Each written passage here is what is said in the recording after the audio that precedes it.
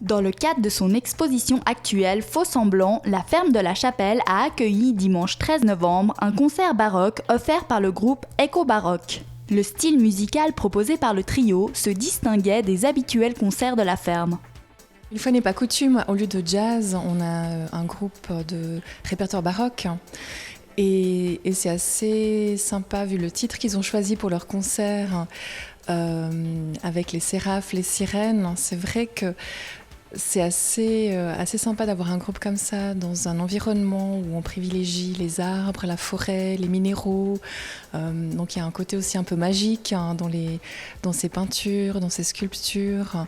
Donc je pense que ça peut être un bel accompagnement, soit au niveau du répertoire, soit au niveau d'avoir de la voix, avec des chants très purs.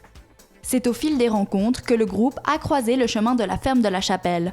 Le style simple et envoûtant de l'ensemble s'intégrait parfaitement avec l'exposition actuelle de la ferme. C'est vrai qu'avec un répertoire tel que le leur, on s'est dit que pour cette exposition, ça pouvait être quelque chose qui entrait bien en résonance, aussi au niveau de la sobriété de certaines pièces baroques, avec la sobriété des œuvres qu'on a là. Donc le projet s'est concrétisé aussi en fonction de cela.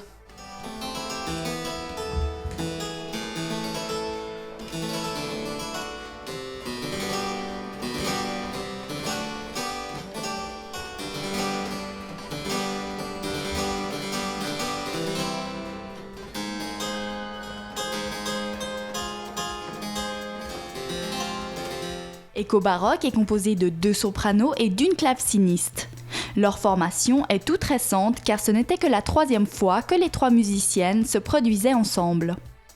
Notre groupe s'appelle Echo Baroque.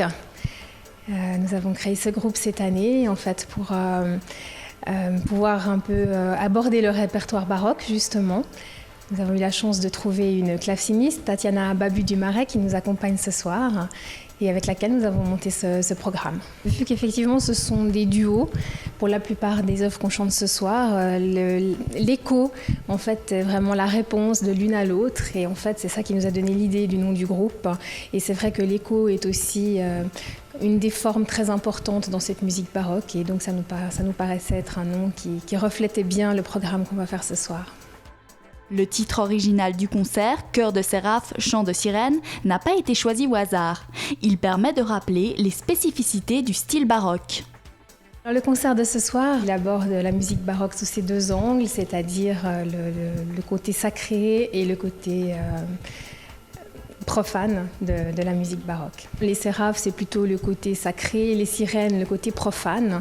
Et donc ça relevait justement exactement la conjugaison des deux qu'on va chanter ce soir, vraiment du répertoire qui vient des deux parties de cette musique. Le répertoire justement du trio est composé d'œuvres de grands compositeurs classiques et baroques. C'est des œuvres classiques, donc il y aura du Purcell, du Handel, du Monteverdi et puis encore quelques compositeurs baroques. On a d'abord travaillé chacune de notre côté le répertoire. C'est vrai qu'il y a quand même pas mal de musique.